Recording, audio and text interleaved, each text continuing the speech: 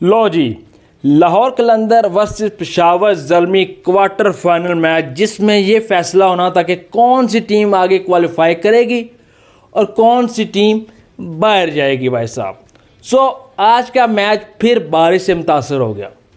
लाहौर कलंदर के पिछले तीनों मैचेस ठाक देख लें, पिछले दो मैच और ये मैच मुसलसल बारिशों की नज़र हो रहे हैं भाई साहब।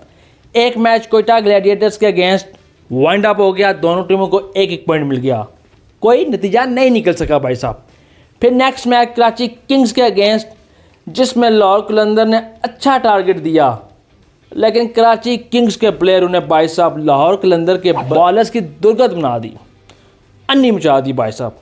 खैर, आज फिर ये जो क्वार्टर फाइनल का मैच था, जो पेशावर ज़ल्मी और लाहौर कलंदर के दरमियान खेला जाना था, इसमें भी डस्ट तूफ़ान आ टपका और साथ में बारिश भी। तो भाई साहब ये मैच भी 13 ओवरों पर मुश्तमिल हो गया।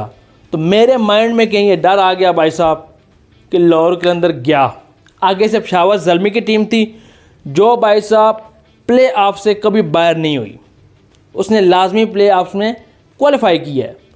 लेकिन आज कुछ और मंजूर था भाई साहब। एक तो ये जो वार वाली सिचुएशन चली है ना, इसमें जब ब्रेक आई है तो टीमों के कॉम्बिनेशन बिल्कुल बिखर के रह गए, टूट के रह गए, चाहे वो लाहौर कलंदर की टीम हो, चाहे वो पेशावर ज़ल्मी की टीम हो। भाई साहब पेशावर ज़ल्मी की टीम में जैसे उन्होंने पिछला जो मैच खेला था कराची किंग्स के अगेंस्ट, तो उसमें भी स्वाइब बाबर आजम के कोई और बैटर नहीं चल सका। साइम अयूब ने 47 रन बनाए, लेकिन उसके अलावा मोहम्मद हारिस, उसके बाद आपका ब्रांड, बाकी जो प्लेयर्स थे, टॉम कैडमोर, चले ही नहीं। तो आज भी लाहौर कलंदर के अगेंस्ट जो मैच हुआ भाई साहब, सबसे पहले टॉस जीता पेशावर ज़ल्मी ने, और क्योंकि बारिश हुई थी तो उन्होंने टॉस जीत का पहले बैटिंग की दावत दी लाहौर कलंदर को। लाहौर कलंदर की टीम ने 150 रन का टारगेट तो दे दिया, लेकिन वो 150 रन का टारगेट ओपनर की बदौलत भाई साहब दे सकें, क्योंकि जिस तरह ओपनर्स ने अच्छी पार्टनरशिप लगाई और दुर्गत नहीं, ख़ास तौर पर फ़खर ज़मान ने भाई साहब 60 रन की बेहतरीन इनिंग खेली, लेकिन जितना शुरू में चल सके तो चले। उसके बाद आखिरी 4-5 ओवरों में भाई साहब उनसे शॉर्ट इन लग रही थी।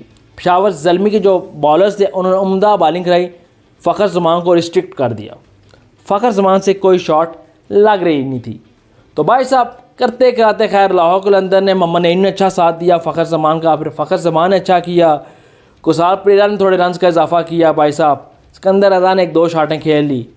तो भाई साहब इस तरह करते कराते लाहौर कलंदर की टीम ने पेशावर ज़ल्मी को 150 रन का टारगेट दिया। खैर बॉलिंग, जैसे कि मैंने आपको पहले बताया थी कि पेशावर ज़ल्मी की उस तरह की बॉलिंग नहीं है, और सोने पे सुहागा आज उसने कैडमोर को निकाल दिया भाई। इस तरह पेशावर ज़ल्मी की टीम जब बैटिंग करने आती है, again Saim Ayub hit wicket out, Mohammad Haris, Salman Mirza ने डेब्यू किया भाई साहब, ऐसी कमाल की बॉलिंग रही है उसने। मोहम्मद हारिस की भी सेम जगह से 2 विकेटें गिरी, और भाई साहब जो ब्रांड है ऑस्ट्रेलियन प्लेयर, सेम बॉलिंग में, सेम लाइन लेंथ में, सेम उसकी भी 2 विकेटें गिरी। 4 विकेटें सलमान मिर्ज़ा ने आज ली और कलीदी अहम किरदार अदा किया भाई साहब, अहम इम्पॉर्टेंट रोल प्ले किया। तो भाई साहब इस तरह करते कराते पेशावर ज़ल्मी बुक होगी और अपनी हिस्ट्री में, PSL की हिस्ट्री में फर्स्ट टाइम ग्रुप स्टेज से ही बाहर होगी भाई साहब। इस तरह 4 टीमों का फैसला हो चुका है। कौन सी 4 टीमें आगे जाएंगी? कोयटा ग्लैडिएटर्स टॉप पे, कोई नहीं हिला सकता, कोई नहीं छेड़ सकता भाई साहब। उसके बाद कराची किंग्स दूसरे नंबर पे, उसके बाद तीसरे नंबर पे पॉइंट्स टेबल की बुनियाद पे लाहौर कलंदर 11 पॉइंट्स के साथ, चौथे नंबर पे इस्लामाबाद यूनाइटेड की टीम भाई साहब। अब एक मैच रह गया ग्रुप स्टेज का, Karachi Kings versus Islamabad United. अगर कराची किंग्स को इस्लामाबाद यूनाइटेड हरा देती है तो इस्लामाबाद यूनाइटेड भाई साहब तीसरी पोजीशन ले लेगी। अगर अच्छे रन रेट में हरा देती है तो फिर भाई साहब दूसरी पोजीशन ले लेगी, कराची किंग्स नीचे आ जाएगी। और अगर कराची किंग्स हरा देती है तो फिर ऑब्वियसली इस्लामाबाद यूनाइटेड चौथे नंबर पर रहेगी, लेकिन ना इस्लामाबाद यूनाइटेड को फ़ायदा ना लाहौर कलंदर को फ़ायदा होना, ठीक है ना जी।